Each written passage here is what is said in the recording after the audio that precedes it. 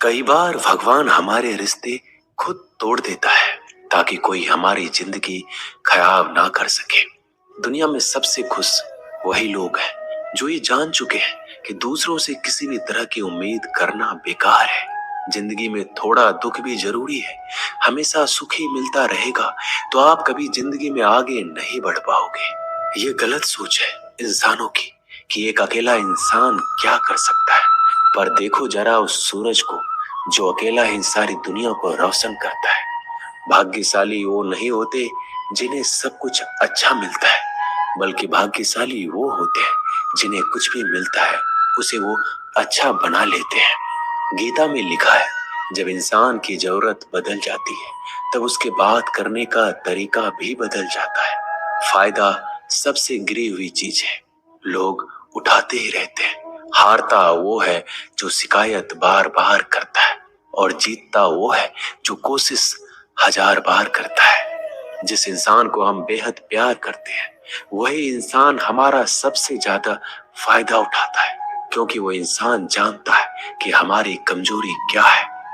इतने समझदार बनो कि किसी को माफ कर दो, लेकिन इतने बेवकूफ मत बनो कि धोखा देने वाले पर दोबारा विश्वास कर बैठो। उम्मीद मत छोड़ना, कल का दिन आज से बेहतर होगा। जिंदगी में उस लेवल तक पहुंच जाओ कि लोग आपको खोकर पछताए।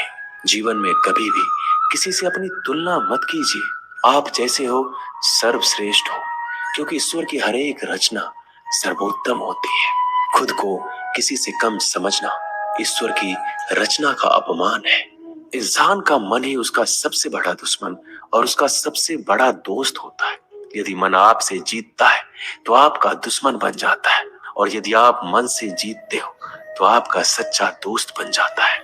यदि कोई आपको नजरअंदाज करे तो बुरा मत मानना, क्योंकि लोग अक्सर अपनी हैसियत के हिसाब से चीजों को नजरअंदाज करते हैं। उन लोगों के पीछे कभी मत भागना जिन लोगों को आपकी कोई परवाह नहीं।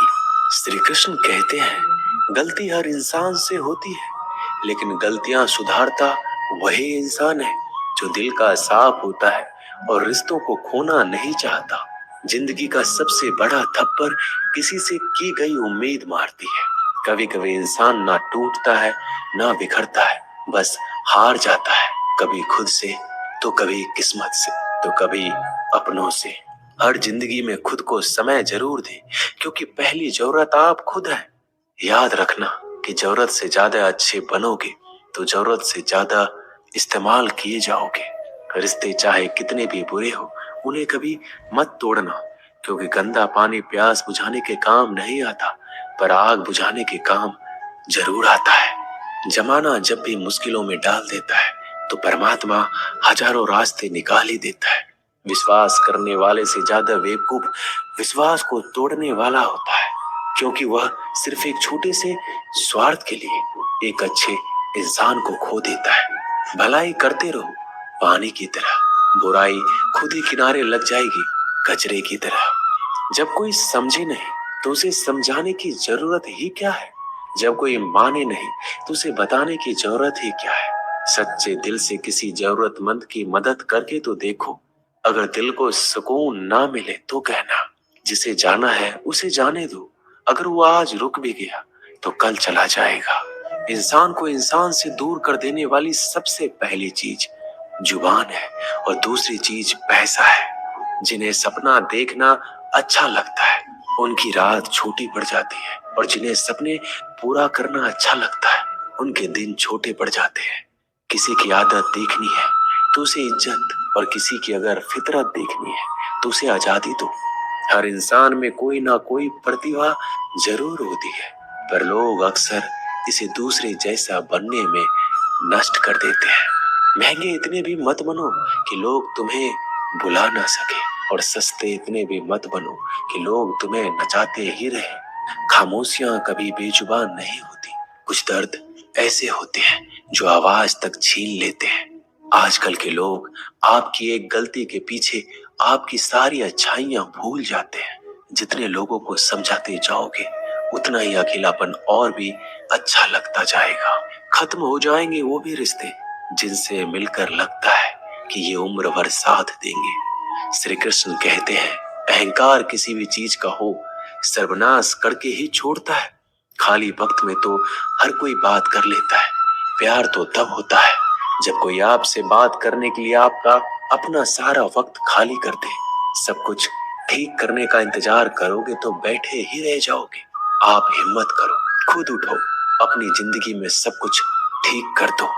लोग पहचानना ही भूल जाए, इससे पहले अपनी पहचान बना लेनी चाहिए। एक बार एक राजा ने भगवान श्री कृष्ण का मंदिर बनवाया और उसमें मूर्ति की पूजा करने के लिए एक पंडित को रखा। हर रोज अपनी मंत्री से कहकर मंदिर में एक माला भिजवाता था और पंडित जी को वो माला श्री कृष्ण को चढ़ाना होता था। उसके बाद राजा जब दर्शन के लिए आता था तो पुजारी वो माला भगवान की मूर्ति के ऊपर से निकालकर राजा के गले में पहना देता। कई सालों तक ऐसा चलता रहा। पंडित जी अब बूढ़े हो चुके थे। एक दिन राजा की तबीयत खराब हो गई। उसने अपने सेवक को कहा कि तुम जाकर पंडित जी को माला दे आओ और उनसे कहो कि आज मेरी तबीयत खराब है, मैं आज मंदिर नहीं आ सकता, तो प्रतीक्षा ना करें। फिर राजा का सेवक वो माला लेकर पुजारी के पास गया और पूरी बात बता दी। पुजारी जी ने वो माला मूर्ति को चढ़ाई और सोचने लगे, इतने सालों से ये परंपरा चली आ रही है, लेकिन मैंने कभी भगवान का माला उतार कर खुद नहीं पहनी। शायद आज भगवान की यही इच्छा है कि ये माला मैं पहनूं, इसलिए भगवान ने आज राजा को नहीं भेजा। इसलिए आज अच्छा मौका है, ये माला मैं निकाल कर खुद पहन लेता हूँ। फिर उस पंडित ने भगवान की मूर्ति से माला निकाल कर खुद पहन ली। इसी बीच राजा का सेवक दौड़ के पंडित के पास आया और पंडित जी को कहने लगा कि राजा जी को ठीक नहीं लग रहा है, उनकी तबीयत और बिगड़ गई है, इसलिए अब वो प्रभु के दर्शन करना चाहते हैं। वो आ रहे हैं, उनकी सवारी जल्दी अभी मंदिर में आएगी। उन्हें लगा कि ये परंपरा कहीं टूट ना जाए, इसलिए वो आज भी मंदिर में आ रहे हैं। जब पंडित जी को इस बात का पता चला तो उन्होंने फटाफट माला अपने गले से उतारी और जाकर फिर से भगवान की मूर्ति को चढ़ा दी। फिर कुछ देर बाद राजा वहां आए और रोज की तरह पंडित जी ने भगवान के ऊपर से माला निकाली और राजा को पहना दी। अब राजा ने उस माला को देखा तो उस माला में एक सफेद बाल नजर आया। राजा ये समझ गया कि ये बाल पंडित का है। राजा ने पुजारी से पूछा, क्या ये माला आपने पहनी थी? इसमें सफेद बाल कहां से आया? यह सुनकर पुजारी जी घबरा गए। उन्हें लगा अगर मैं सत्य बता दूं तो राजा मुझे दंड देंगे, इसलिए वह पुजारी ने कहा, यह बाल तो श्री कृष्ण का है। राजा को सुनकर बहुत ही गुस्सा आया। उसने कहा, तुम झूठ बोल रहे हो, भगवान के बाल सफेद कब से होने लगे? राजा ने कहा, मैं फिर कल आऊंगा और श्रृंगार के समय देखूंगा कि उनके बाल सफेद हैं या काले। अगर बाल काले निकले और सफेद नहीं निकले तो आपको कल ही मृत्यु दंड दिया जाएगा, क्योंकि आपने मुझसे झूठ बोला है। राजा ये कहकर वहां से चला गया। इधर पुजारी भगवान के चरणों में गिरकर रोने लगे कि हे प्रभु, मुझे माफ कर दीजिए, मैं लोभ में आ गया था, मुझे लगा मुझे ये माला पहन लेनी चाहिए, मुझे बचा लीजिए, नहीं तो कल राजा मुझे मार देगा।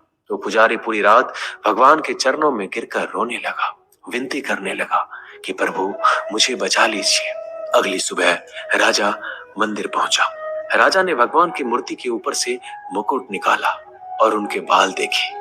राजा चौंक गया क्योंकि भगवान की मूर्ति के ऊपर सफेद बाल थे।